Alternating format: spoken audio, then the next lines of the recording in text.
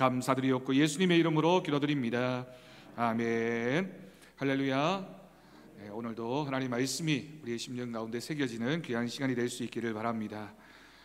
태국의 카렌족 예배당 건축을 준비하면서 제가 제일 많이 들었던 얘기가 목사님 모자르면 어떡합니까? 라고 하는 얘기였습니다. 오늘 점심이 지나고 나니까 저한테 자주 들려오는 얘기가 목사님 남으면 어떡합니까? 라는 얘기를 하십니다. 그럼 저는 헌금이든 예배든 섬김이든 봉사든 하나님 앞에 1대1로 하는 것이라고 생각합니다. 모자르든 남든 하나님께 우리가 맡기고 그 일을 감당하는 것이 모자른다고 해서 인간적인 생각이나 남는다고 해서 인간적인 생각이 들어가서는 안 된다고 생각합니다. 여러분 믿음으로 하나님 앞에 준비한 것 다음 주까지 우리가 함께 하시고 우리가 그 일을 통하여 하나님이 영광 받으시는 은혜가 있기를 간절히 바랍니다. 큐티 학교라고 시작을 했는데 지금 28분입니다. 이제 제가 1시간 예배를 생각을 하고 있는데 30분밖에 안 남았는데 큐티를 가르치는데 한 20분, 25분 갖고 가능하지 않습니다. 그렇지만 제가 최선을 다해서 여러분들과 함께 이 큐티에 대해서 잘 소개를 하고 공부하는 시간을 가질 거고요. 조금 길어지더라도 이해하시고 오늘 한 번이니까 함께 참여해 주시길 바랍니다. 유임을 나눠드렸는데 2장입니다. 2장을 못 받으신 분은 손 드시면 우리 교역자들이 갖다 드릴 겁니다. 우리 앞에 못 받으신 분들 많으시네요. 2장입니다. 그 큐티 학교라고 되어 있는 부분을 왼쪽에 두시고요.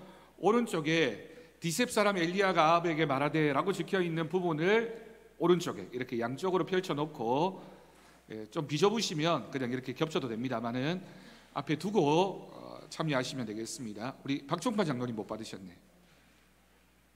앞에서부터 쭉 나눠주십시오.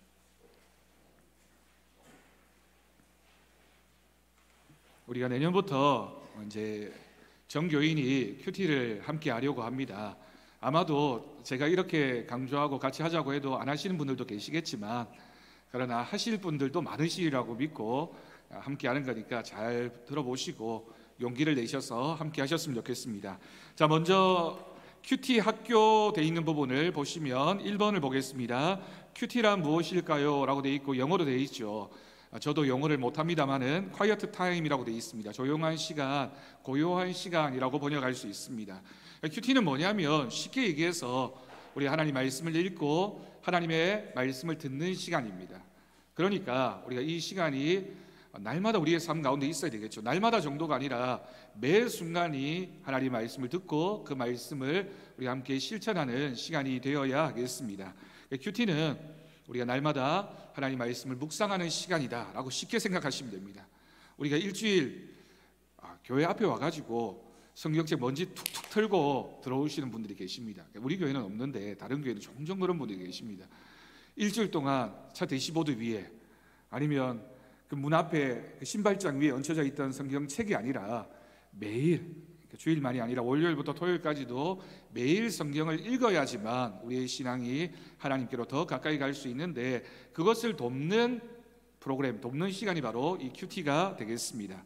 2번을 보시면 언제 어디서 하면 되나요? 라고 되어 있죠. 언제냐면 대부분의 경우에 큐티를 하라고 하면 목사님 언제 해야 됩니까? 라고 묻는데 각자 정해진 시간을 정하면 됩니다. 그런데 중요한 건 정해진 시간입니다. 그러니까 내가 하루 중에 이 시간에 구별해서 여러분 정했다라고 하는 건 구별했다는 뜻이잖아요.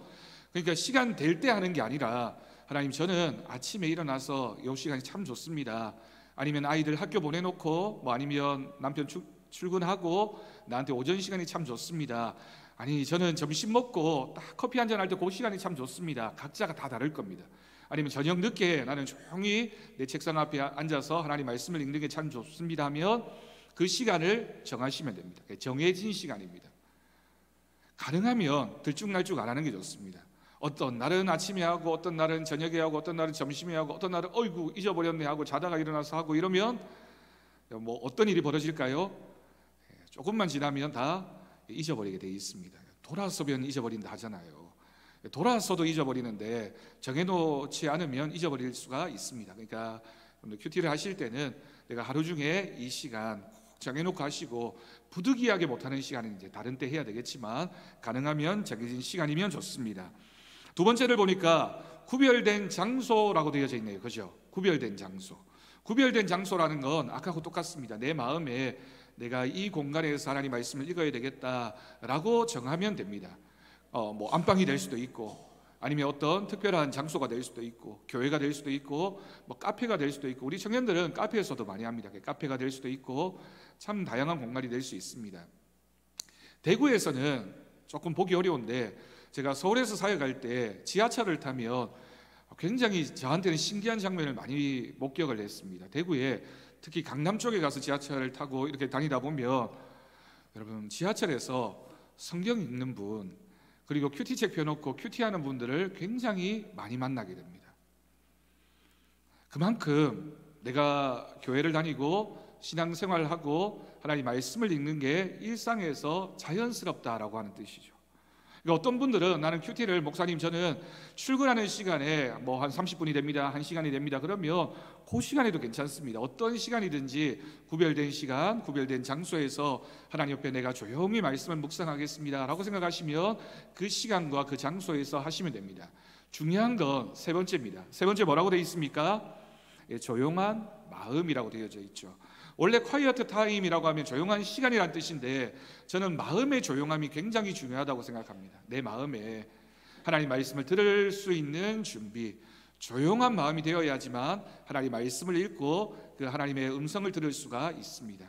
그러니까 이제 여러분들이 내년부터 뭐 지금 하고 계신 분들도 계시겠지만, 내년부터 큐티를 시작하시게 되면 시간, 장소, 마음의 준비를 구별되게 잘 하셔서 그 자리에서 꼭 하시고 그 시간에 또 고요한 마음으로 하나님 말씀을 함께 읽을 수 있기를 바랍니다. 자, 3번을 보겠습니다. 준비물이 필요합니다. 준비물은 뭐냐면 큐티 교재인데, 제가 정한 큐티 교재는 이 책입니다. 제가 우리 교인들하고 어떤 큐티를 할까라고 생각을 하다가 5권을 총 샀습니다. 총 사서 이것도 생명의 삶, 요즘 뭐 큐티 책이 제가 보니까 10가지가 훨씬 넘더라고요. 아마 국내에 한 20가지 가까이가 있는 것 같습니다. 다 이렇게 살펴보니까 우리 교회 성도들이 처음 시작할 때는 이 정도가 되면 좋겠다라는 생각, 첫 번째.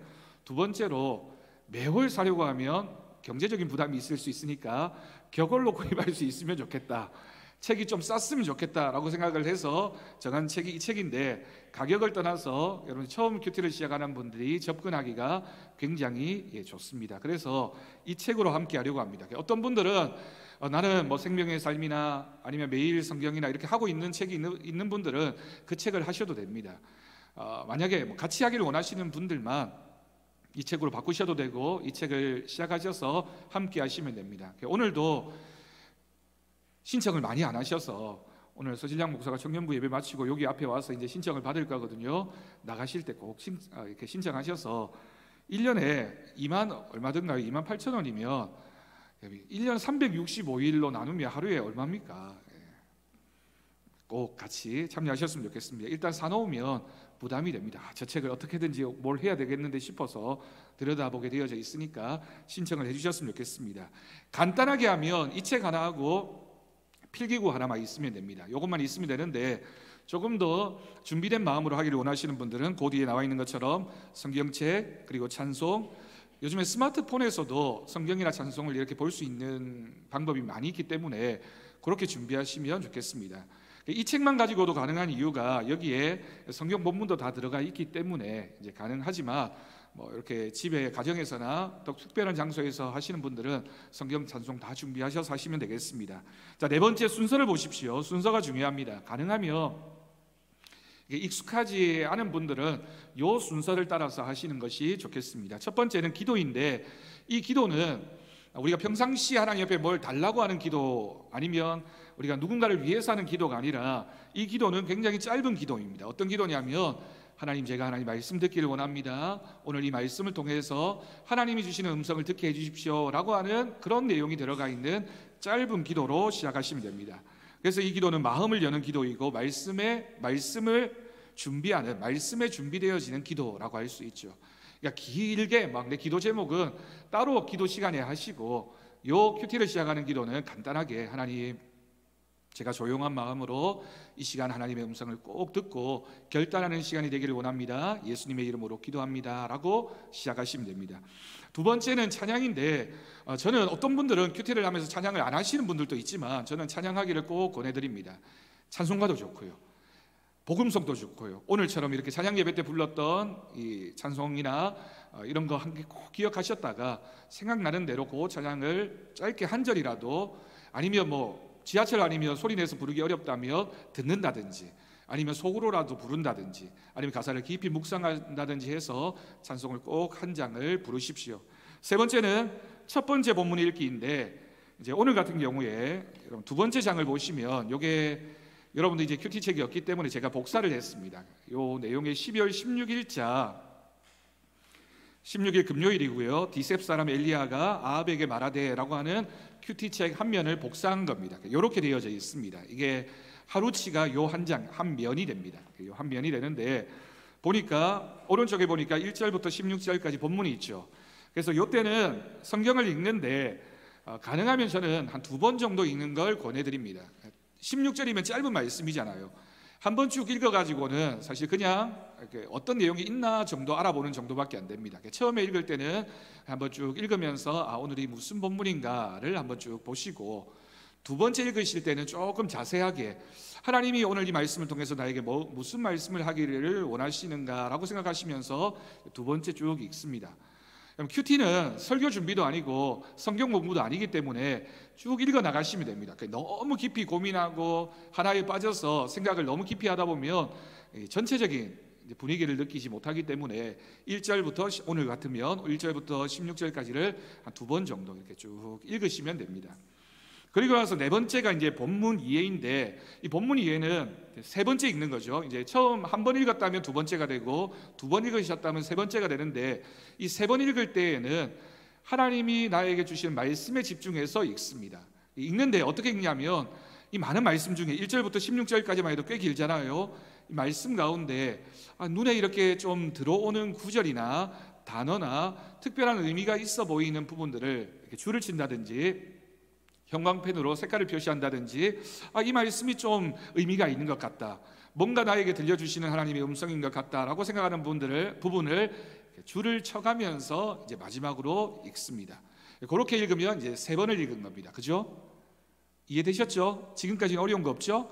그렇게 읽으시고 그 다음에 이제 큐티 책으로 들어가게 되는데, 큐티 책 두 번째 종이 제가 나눠드린 거 샘플을 보시면요, 5번에 보면 질문과 답 세 가지 해설 참고 이렇게 돼 있는데, 요걸 이제 큐티를 처음 하시는 분들에게 도움이 되기 위해서 이 책에서는 세 가지 질문이 있습니다.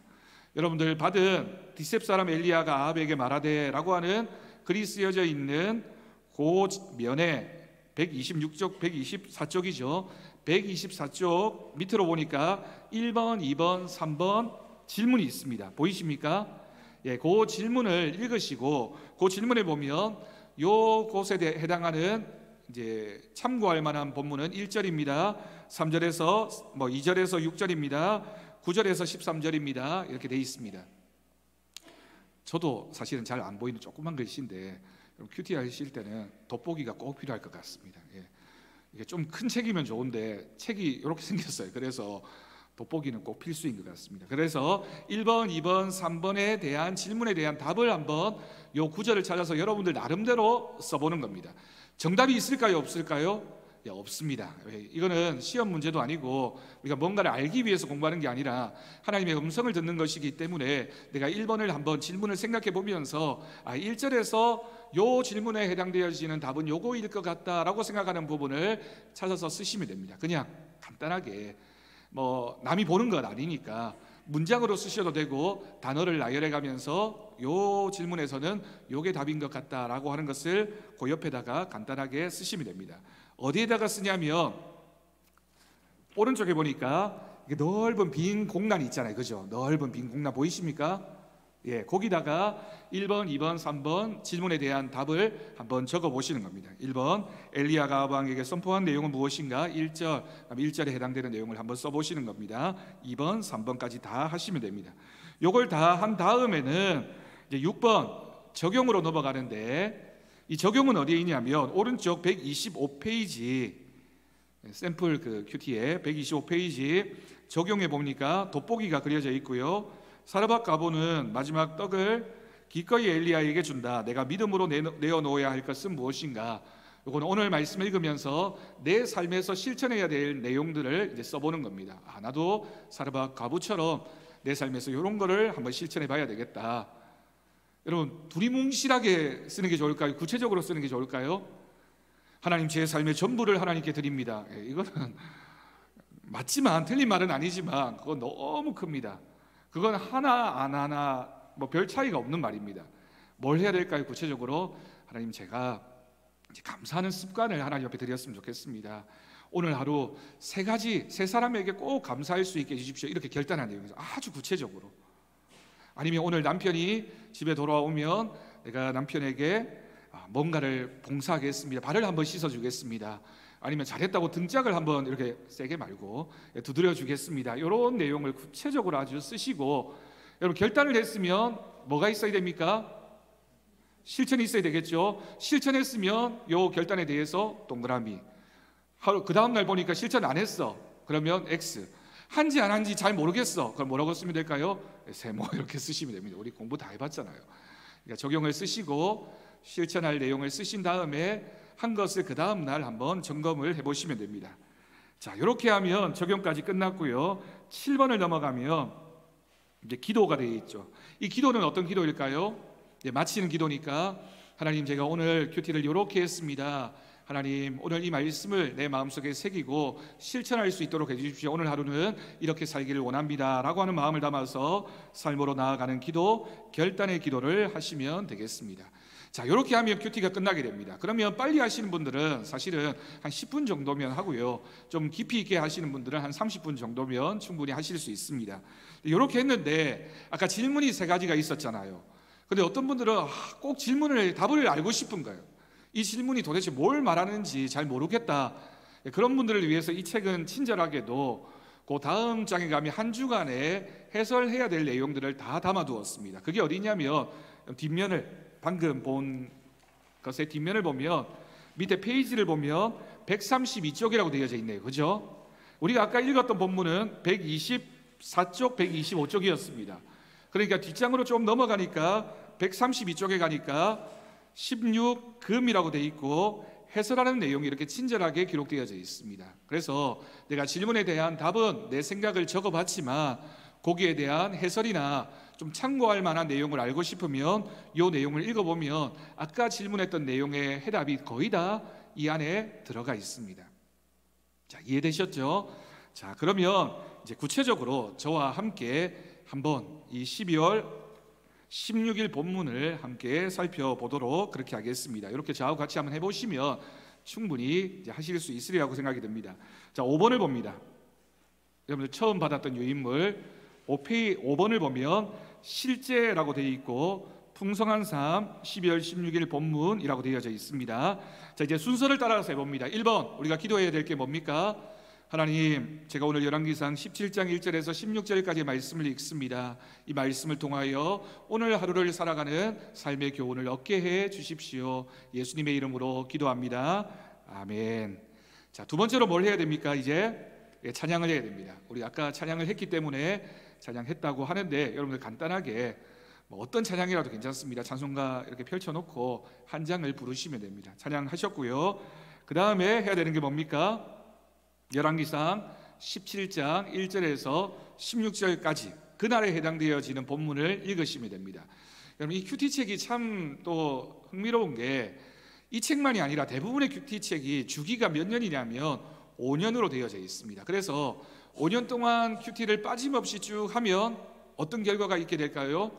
성경을 일독하시게 됩니다. 그러니까 전체 본문을 5년 동안 계속 펼쳐서 읽어 나가시기 때문에 이렇게 월마다 본문이 자꾸 달라지지만 그 성경을 다 읽고 나면 전체적으로 성경을 한번 보시게 되는 거죠. 제가 보니까 우리 여기 앉아 계신 분들 앞으로 짧게 사시는 분이 한 30년 사실 것 같고요, 길게 사실 분들은 한 50년은 사실 것 같은데 5년이면 앞으로 이제 성경을 최소한 6번 내지는 10번 더 이렇게 깊이 있게 묵상하고 공부할 수 있는 시간이 있으니까 죽는 날까지, 하나님 부르시는 날까지 나는 이렇게 큐티한다, 하나님 말씀을 읽는다라는 마음으로 참여하시면 되겠습니다. 자, 열왕기상 17장 1절에서 16절까지를 읽었습니다. 몇 번 읽으셨습니까? 한 번 아니면 두 번인데 가능하면 두 번을 권해드립니다. 그렇잖아요, 여러분. 찌개도 한 번 이렇게 떠서 먹어보면 이게 짠지 안 짠지 정확하게 모르잖아요. 한 번 더 먹어봐야 오늘 조금 짜네 이런 거 느낄 수 있잖아요. 두 번 정도 읽으셨습니다. 자, 읽고 난 다음에 이제 세 번째로 들어가는 겁니다. 본문 이해인데 제가 여러분들 이제 뭐 다 같이 함께 하실 수 없어서 시간을 절약하기 위해서 제가 먼저 큐티를 하면서 이게 중요하다, 참고가 될 만하다라고 하는 본문을 밑줄을 친 부분을 이렇게 정리를 해둔 겁니다. 그러니까 여러분들이 받으신 유인물에 제가 정리를 해두었는데 만약에 큐티를 하신다면 이 부분에다가 이렇게 줄을 그어 놓으시면 이 내용이 이런 얘기를 하고 있구나라는 사실을 발견할 수가 있습니다. 자, 먼저 보겠습니다. 제가 메뉴에 뭐라고 써놨습니까? 길르앗에 우거하는 자 중에 디셉 사람 엘리야가 아합에게 이렇게 돼 있죠. 그러니까 어떤 본문을 읽든지 이 본문에 누가 나오는지는 알아야 되잖아요. 그리고 이게 배경이 뭔지는 알아야 되잖아요.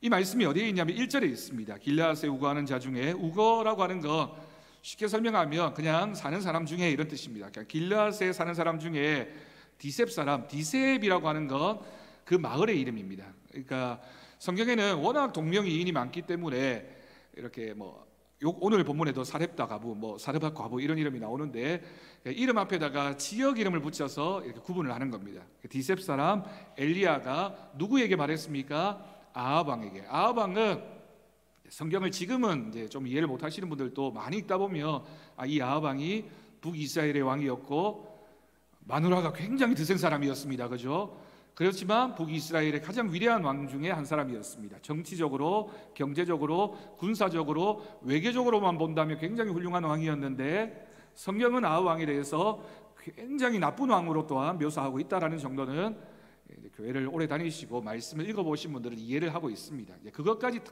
이해하려고 하면 어렵지만 그건 몰라도 사실은 됩니다. 오늘 본문만 봐도 이해할 수 있는 내용입니다.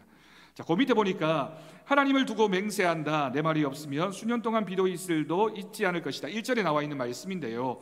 하나님을 두고 맹세한다. 이 말은 하나님이 하시는 말씀이다. 어떤 말씀을 주셨습니까? 내 말이 없으면, 이 내 말은 하나님의 말이기도 하고 엘리야의 말이기도 한데 이 말이 떨어지지 않으면 수년 동안, 앞으로 수년 동안 이 땅에 뭐도 없다고요? 비도 없다, 이슬도 없다. 여러분, 비가 없는 건 그럴 수 있습니다. 가뭄이 들면 비는 없을 수 있어요. 여러분, 이슬이 없을 수 있을까요? 이건 굉장히 신기한 일입니다. 특히나 광야라고 하는 이 이스라엘이라고 하는 이 나라는 낮과 밤의 기온차가 굉장히 심한 나라라서 아침이 되면 아무리 건조한 지형이라도 그 기온차 때문에 반드시 이슬이 맺히는데 오늘 말씀을 보면 비도 이슬도 없을 것이다. 강조한 말씀이고 하나님께서 개입하신다라는 의미가 이 말씀 가운데 담겨져 있는 거죠. 그 밑에 보니까 3절 말씀인데요. 여호와의 말씀이 엘리야에게 뭐라고 얘기합니까? 동쪽으로 가서 요단 앞 그리 시냇가에 숨고 그 시냇물을 마시라. 내가 까마귀들에게 명령하여 거기서 너를 먹이게 하리라. 여러분, 지금 제가 옆에다가 이제 지도를 참고하기 위해서 저것 이렇게 올려두었는데 지금 엘리야가 있는 곳은 어디일까요? 아합이 어느 나라 왕이라고 제가 아까 말씀드렸습니까? 북이스라엘 왕이라고 말씀드렸습니다. 여러분들 이제 이해를 돕기 위해서 이렇게 제가 설명을 해드리는 겁니다. 북이스라엘의 수도가 어디인지 아십니까? 사마리아입니다. 그래서 오른쪽 지도를 보니까 사마리아라고 하는 게 조그만 점으로 되어져 있고 사마리아 적혀 있죠. 그리고 지도에서 오른쪽으로 쭉 가니까 디셉이라고 하는 곳이 나와 있습니다. 디셉이라고 하는 글자 바로 위에 보니까 선으로 신의 이름이 나와 있는데 그리 시네라고 되어져 있죠. 그러니까 엘리야가 이름이 뭐였다고요? 디셉 사람 엘리야. 그럼 엘리야의 고향 쪽에 있는 이 그리 시네가라고 하는 곳으로 가서 너가 거기서 머물러야 된다라고 해서 가운데 위에 있는 동그라미는 갈릴리 바다이고요. 아래쪽에 있는 동그라미는 사해 바다인데 그 가운데를 흐르는 강의 이름이 성경에서 제일 자주 나오고 이스라엘의 제일 유명한 강 요단강입니다. 요단강은 사실 그 지도를 이렇게 눈여겨보면 갈릴리 아래쪽으로도 요단강이 있지만 갈릴리 위쪽으로도 요단강이 있습니다. 갈릴리 바다에 이렇게 남북으로 다 흐르는 강이 요단강인데 요단강 건너편, 성경에는 이쪽을 요단 서편, 요단강 건너편 이렇게 표현을 합니다. 거기에 있는 디세입이라는 곳에 있는 그리 시냇가에 가서 숨어라. 그 시냇물을 마셔라. 내가 까마귀들에게 명령하여 거기서 너를 먹게 할 것이다. 자, 5절을 봅니다. 5절을 보니까 그가 여호와의 말씀과 같이 하여, 제가 이 말씀을 왜 여기다가 표시해 두었냐면요, 이 말씀이 오늘 1절부터 16절까지의 말씀에 가장 많이 나오는 얘기이기 때문입니다. 성경에는 우리가 여러분 큐티를 할 때 성경에 반복되는 말씀들이 있죠. 반복이라고 하는 건 2번 이상만 나오면 됩니다. 2번 이상 나오는 말들은 굉장히 중요한 말입니다. 그런데 여호와의 말씀과 같이 하여라고 하는 것이 엘리야에게도 또한 이 사르밧 과부에게도 계속해서 나오는 말씀이기 때문에 제가 여기에다가 표시를 해두었습니다. 자, 밑으로 내려옵니다. 6절입니다. 아침에도 떡과 고기를, 저녁에도 떡과 고기를 그 시냇물을 마셨다. 여러분, 엘리야가 지금 도시락 싸서 갔습니까? 아니면 배달의 민족에다가 배달시켜서 먹고 있는가요? 네, 아닙니다. 그냥 하나님 말씀에 순종해서 그곳까지 갔더니만 하나님께서 택배를 보내주고 계시는 겁니다. 퀵을 보내주셨는지 택배를 보내주셨는지 몰라도 하나님께서 까마귀를 시켜서 떡과 고기를 엘리야에게 공급해 주셨습니다. 엘리야가 어떤 마음이었을까요? 내가 여기까지 와 있는데도 하나님이 나에게 먹을 것을 공급해 주시는구나 알았을 겁니다. 7절이 중요합니다. 그 밑에 보니까 땅에 비가 내리지 않으므로 얼마 후에 그 시내가 말랐습니다. 여러분 시골에서 다 경험해 보셨잖아요. 큰 강이 마르기 전에 그 강을 향해서 흐르는 개천 같은 게 마르고요, 그 다음에 또 조그만 시내가 마르고 이렇지 않습니까? 그리 시내라고 하는 시내가 먼저 마르게 됩니다. 그 시내가 말랐습니다. 여러분 제가 그 뒤에다가 중의적 의미, 응답과 고난이라고 써놨는데 이게 무슨 말이냐면, 하나님의 말씀에 순종해서 엘리야가 어디로 갔습니까? 그리 시냇가에 갔습니다. 하나님이 공급하시는 떡과 고기를 먹었고 시냇물을 마셨습니다. 하나님 말씀에 순종했더니 하나님께서 주시는 은혜입니다. 그런데 엘리야에게 곧 이어서 뭐가 찾아왔습니까? 시냇물이 마르는 일이 벌어지게 되는데 이걸 우리가 뭐라고 얘기하냐면 고난이라고 합니다. 고난입니다. 근데 그 고난이 있어야지만 뭐가 일어나게 됩니까? 하나님 말씀하신 것이 성취되어집니다. 이 땅에 비도 내리지 않고 이슬도 내리지 않아서 가뭄이 될 것이다 라고 하는 것이 성취되어집니다. 그럼 엘리야가 경험했던 시냇물이 마르는 것은 자신에게는 고난이지만 그 고난이 뭐라고요? 하나님의 뜻이 성취되어지는 거죠. 그러니까 중의적인 의미가 있는 겁니다. 만약에 우리가 이 큐티를 하면서 어떤 분들은 이제 발견해내는 겁니다. 아, 내게 고난이 찾아왔지만 이건 하나님 말씀의 성취구나. 내가 고난을 겪어야지만 하나님 뜻이 이루어지겠구나 라는 것을 이제 발견해낼 수 있는 거죠. 이게 이제 큐티를 하면서 가지는 묘미라고 할 수 있습니다. 자, 밑으로 내려와서 8절에서 9절입니다. 여호와의 말씀이 엘리야에게 임하여 이르시되, 또 똑같은 말씀이죠. 시돈에 속한 사르밧으로 가서 머물라 라고 되어져 있습니다. 우리가 무심코 읽지만 이제 큐티를 오래 하다 보면 이게 굉장히 중요한 말이다라는 것을 알 수 있습니다. 왜냐하면 오른쪽에 있는 지도를 다시 봅니다. 디셉 그리 시내라고 하는 곳에서 지금 하나님께서 엘리야에게 가라고 하시는 곳에 화살표를 따라서 쭉 올라가 보니까 사르밧이라고 되어 있고 사렙다라고 되어져 있는데, 여기가 두로와 시돈이라고 하는 지역입니다. 두로와 시돈. 예수님 당시에도 두로와 시돈에 대해서 예수님이 저주하신 적이 많죠. 이제 조금 궁금해지면 이제 큐티를 하면서 여러분들이 이게 시돈이 도대체 어딜까, 두로가 어딜까, 왜 여기로 가라고 하셨을까가 궁금해지시면 정상적입니다. 그러니까 성경을 읽으면서 궁금해져야 되는데 궁금해지지 않으면 이제 발전이 없습니다. 궁금해지고 알아내야 되겠다라는 욕심이 있어야지만 목사님을 찾아오든지 목사를 찾아와서 물어보든지 아니면 인터넷을 뒤져보든지 아니면 좀 잘 알만한 장로님이나 다른 분에게 가서 물어보든지 이렇게 할 수 있잖아요. 그렇죠, 여러분? 모르면 그냥 넘어가야 됩니까? 아닙니다. 여러분 꼭 궁금한 마음을 가져야 됩니다. 뭘까? 중요한 의미가 있습니다. 두로와 시돈이라고 하는 지역은 이방 지역이고요, 이 지역은 무역이 굉장히 발달해서 어느 요 고대 근동의 어떤 지역보다 제일 부강했던 나라입니다. 이방 민족이 살던 땅이고 우상 숭배가 극심했고 그리고 가장 경제적으로 부유했던 땅입니다. 그렇기 때문에 예수님께서 그 땅을 저주하신 적이 있으셨죠. 근데 더 중요한 게 있습니다. 여기 시돈이라고 하는 곳이 누구의 고향이냐면 두 사람의 고향입니다. 누구의 고향일까요? 오늘 말씀에 나와 있습니다. 누구의 고향일까요? 한 사람은 여러분들이 다 아는 사람인데요. 누구의 고향입니까? 사르밧 여인의 고향입니다. 사르밧 여인이 지금 살고 있잖아요. 이 사르밧이 시돈이라고 하는 지역에 있으니까 여기가 사르밧 여인의 고향입니다. 가난하고 아무것도 가진 것이 없는, 이제 먹을 것이 없어서 죽어야만 되는 그런 위기 속에 있는 이 여인의 고향입니다. 또 한 사람의 고향입니다. 누구의 고향이냐면 아합왕의 부인이었던 이세벨의 고향입니다. 이세벨은 원래 이방 민족 사람이죠.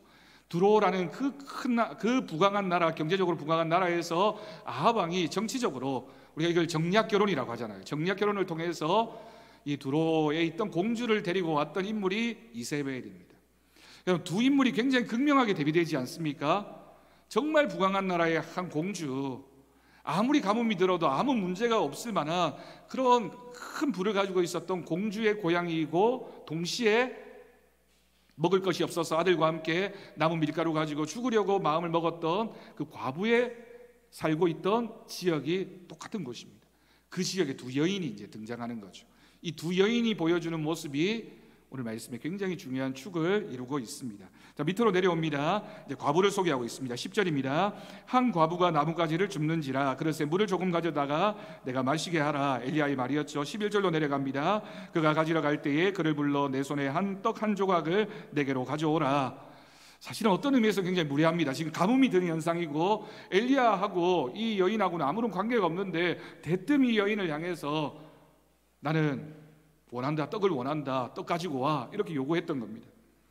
12절에 과부의 답변이 기록되어져 있죠. 나는 떡이 없습니다. 이 사람아, 이러고 내가 언제 네가 나를 봤다고, 네가 나에게 해준 게 뭐가 있다고 이러면 끝일 것 같은데, 이 여인이 뭐라고 얘기하냐면 나는 떡이 없고 통에 가루 한 움큼과 병에 기름 조금뿐입니다. 여러분, 저는 이 구절을 읽으면서 딱 그 장면이 생각났습니다. 너희가 이 들판에 모여있는 5천 명이나 되는 이 사람을 먹일 수 있도록 한번 찾아봐라 라고 얘기하니까 예수님의 12제자들이 나가서는 찾아보고 나서는 한 소년이 가지고 있었던 물고기 2마리와 보리떡 5개를 가지고 와서는 주님, 이것밖에 없습니다. 이게 무슨 소용이 되겠습니까? 라고 대답하는 그 구절이 정확하게 생각이 났습니다. 사르밧 과부가 그 마음이었을 겁니다. 자, 오른쪽으로 넘어옵니다. 12절입니다. 나뭇가지 둘을 주워다가 둘이 음식을 만들어 먹고 죽으려는 마음이었습니다. 그만큼 열악하고 절박한 상황 가운데 이 여인이 있었던 거죠. 13절입니다. 엘리야가 이 여인에게 말합니다. 두려워하지 말고 가서 내 말대로 하려니와. 여기서 내라고 하는 게 누구를 가리키는 말입니까? 요걸 잘 봐야 되죠. 우리가 큐티를 할 때는 이 말이 누구 말이냐, 하나님 말이냐, 엘리야의 말이냐, 보니까 내 말대로라고 하는 건 이 과부를 가리키는 표현이죠. 하려니와, 먼저 나를 위하여 그 후에 너와 내 아들을 위하여. 나누어 먹자가 아니죠. 엘리야가 2개를 만들어서 같이 나누어 먹자가 아니라 나를 위하여 먼저 만들고 남으면 너와 내 아들을 위하여 만들라라고 요청을 했습니다. 14절입니다. 하나님께 기도하고 하나님이 응답하셨습니다. 비가 다시 오는 날까지 그 통에 가루가 떨어지지 아니하고 그 병에 기름이 없어지지 아니하리라. 15절이 핵심 구절이죠. 엘리야의 말대로. 누가 엘리야의 말대로 했습니까? 이 과부가. 엘리야의 말은 누구의 말이었을까요? 하나님의 말이었죠. 이 과부가 요 10절부터 16절까지 있는 공간 동안 계속해서 엘리야가 원하는 대로 그 말에 순종하였더니 어떻게 되었다고요? 그대로 되었더라. 그대로 되었더라. 막 밑줄 긋고 싶지 않나요? 얼마나 감동이 있습니까? 하나님 앞에 순종하고 기도하고 원했더니 하나님께서 그 모든 결과에 응답하셔서 그대로 되게 하셨습니다. 그러면 여러분, 우리가 요 큐티를 하면서 얻는 질문에 대한 답이 충분히 있을 수 있습니다. 자, 밑으로 내려옵니다. 질문. 제가 답하는 방법을 아까 알려드렸고요. 1번입니다. 엘리야가 아합 왕에게 선포한 내용은 무엇인가? 1절에 아까 해설을 참조하라고 제가 설명을 드렸죠. 여러분, 뭐라고 답을 쓰실까요? 각자 다를 겁니다. 비가 오지 않을 것이다, 이런 내용도 있고요. 엘리야가 아합 왕에게 가서 어떤 일이 벌어질 것이다 예언하는 내용이 1절에 있었습니다. 2번입니다. 2번 질문. 하나님은 엘리야를 특별하게 사용하시기 위해서 그에게 어떤 훈련을 시키시는가? 2절에서 6절까지의 모습을 보면 하나님께서 엘리야에게 하나님의 밥을 먹이셨습니다. 하나님께서 준비하신 밥을 엘리야에게 먹이신 거죠. 엘리야가 준비한 밥이 아니라, 엘리야가 노력해서 얻은 밥이 아니라 하나님이 먹이시는 밥이 있었습니다.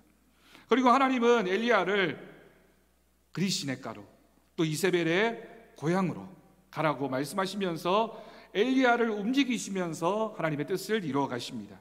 자, 3번 질문입니다. 엘리야가 사르밧 과부에게 요청한 것은 무엇이며 그에게 요구한 이유는 무엇일까요? 이건 굉장히 또 어려운 질문이잖아요. 그러니까 여러분들 생각에 마음에 드는 답을 쓰시면 됩니다. 9절에서 13절까지 보면 아무것도 없는 이 과부에게 하나님이 뭔가 정말 전부라고 생각할 만한 두 랩돈과 같은 것을 요구하셨고, 이 과부는 하나님의 그 무리하게 느껴질 만한 엘리야의 요구에 응답하고 하나님 앞에 순종했습니다. 네, 여러분, 여기까지 보면 이 과부가 참 대단한 믿음이었다라고 우리가 생각할 수 있죠. 근데 저는 여기에 더 큰 하나님의 뜻이 있다고 생각합니다. 하나님께서 엘리야를 먹이신 것과 같이 누구를 구원하시기 위해서, 이 사르밧의 과부와 그 아들을 구원하기 위해서 하나님께서 엘리야를 보내신 겁니다. 과부의 입장에서 본다면 처음에는 부담이고, 하나님 왜 나에게 이것을 요구하시는가, 하나님 왜 나에게 먹고 죽어도 없을 이 작은 것을 하나님이 빼앗아 가시나라고 생각할 수 있지만, 결국은 뭡니까? 하나님께서 예비하신 것을 이 과부에게 주시기 위해서 하나님이 이 과부를 찾아가신 겁니다. 처음 이 과부의 입장에서 본다면 이 일은 무엇이었습니까? 고난이었습니다. 나중에 결국을 보니까 이것이 무엇이 되었다고요? 축복이 된 겁니다. 그 땅에 거하는 많은 사람들이 비가 오지 않아서 먹을 것이 없어서 마실 물이 없어서 고통당하고 있던 이때에 이 사르밧에 살던 이 여인만큼은 하나님의 은혜로 말미암아 복을 누릴 수 있었다라고 하는 거죠. 여러분, 그러면 이제 적용에다가 우리가 뭐라고 쓰면 좋을까요? 적용 질문입니다. 사르밧 과부는 마지막 떡을 기꺼이 엘리야에게 준다. 내가 믿음으로 내어놓아야 할 것은 무엇인가? 요건 제가 답을 말씀 안 드리겠습니다. 아마 여러분들이 쭉 읽으시면서 나는 이 과부처럼 뭘 하나님 앞에 드릴 수 있을까? 그게 밀가루일까요? 기름일까요? 시간일까요? 내 정성일까요? 내 마음일까요? 배추일까요? 등등 해서 많은 것들이 생각이 나실 겁니다. 그러면 여러분들 마음에 합당한 걸 적으시고 그 다음 날 내가 이것을 실천했는지를 확인해 보시면 됩니다. 이 적용을 적을 때는 어떻게 하라고요? 두리뭉실하게 포괄적으로 넓게 쓰라고요? 아니, 아주 구체적으로 했나 안 했나가 딱 이렇게 드러나게 될 만한 그런 내용을 쓰시면 됩니다. 자, 설명을 다 드렸고요. 그 밑에 보니까 참고를 보니까 요 책을 여러분 꼼꼼하게 다 읽어보시면 이해가 될 만한 내용들을 다 적어두었습니다. 사르밧을 설명하기를 시돈의 남방으로부터 13km 떨어진 산 위의 마을인데 신약 시대에는 헬라어로 사렙다라고 불렀다. 그래서 누가복음 4장 26절을 보면 사렙다 과부라고 하는 표현도 나오죠. 그래서 사르밧이라고 하는 건 구약의 표현이고 신약에서는 사렙다라고 불렀다라고 하는 것을 알 수가 있습니다. 여러분, 이렇게 한 10분에서 30분 정도 큐티를 하고 나면 적어도 내 마음에 남겨지는 것이 몇 가지가 있습니다. 그러면 그 말씀을 우리 마음속에 새기고 하루를 사는 겁니다. 하루를 살면서 하나님, 제가 오늘 하루는 이 말씀을 붙잡고 살겠습니다. 그러면 그 다음 날이 되면 그 전날 말씀을 우리가 잊어버릴까요? 계속 기억할까요? 사람에 따라 다르겠죠. 기억하는 사람도 있고 잊어버린 사람도 있고. 그런데 그 다음 날에는 참 놀라운 은혜가 또 다음 날에 주어지는 말씀이 또 있습니다. 그러면 그 다음 날 말씀을 또 읽으시고 큐티를 하시고 또 은혜를 받으시고 실천을 하면서 우리의 믿음이 자꾸만 쌓여져 가고 성장해가는 은혜가 있을 줄로 믿습니다. 여러분, 얼마나 좋은 기회입니까? 얼마나 좋은 은혜입니까? 우리가 지금까지는 이런 부분을 좀 잘 못했다면 내년부터는, 제가 이 책을 여러분들이 많이 구입한다고 해서 저한테 하나도 없습니다. 목사님 혹시 출판사하고 전혀 그런 거 없습니다. 이 책을 꼭 신청하셔서 여러분들 영혼의 양식을 위해서, 만족을 위해서 내년 한 해는 하나님의 말씀과 동행하는 귀한 은혜의 1년이 될 수 있기를 권해드립니다. 권면합니다. 축복합니다. 하나님 말씀에 순종하는 우리 사랑하는 성도님들 되시기를 주님의 이름으로 간절히 축원합니다. 기도하겠습니다. 하나님 아버지, 감사합니다. 하나님, 우리가 오늘 이 말씀을 통하여 우리가 하나님의 음성을 듣습니다. 하나님 매일매일 우리의 삶 속에 말씀하시는 하나님의 음성을 듣게 하시고 그 말씀을 따라 믿음으로 나아가는 우리 모두가 되게 하여 주옵소서. 귀한 말씀 가운데 인생의 해답이 있고 길이 있으며 우리가 찾아가야 할 우리의 삶의 목적이 있음을 믿습니다. 그렇게 하나님의 말씀과 동행하는 한 해를 살아가게 하여 주옵소서. 감사드리옵고 예수님의 이름으로 기도드립니다. 아멘. 찬송가 288장 함께 찬양하겠습니다.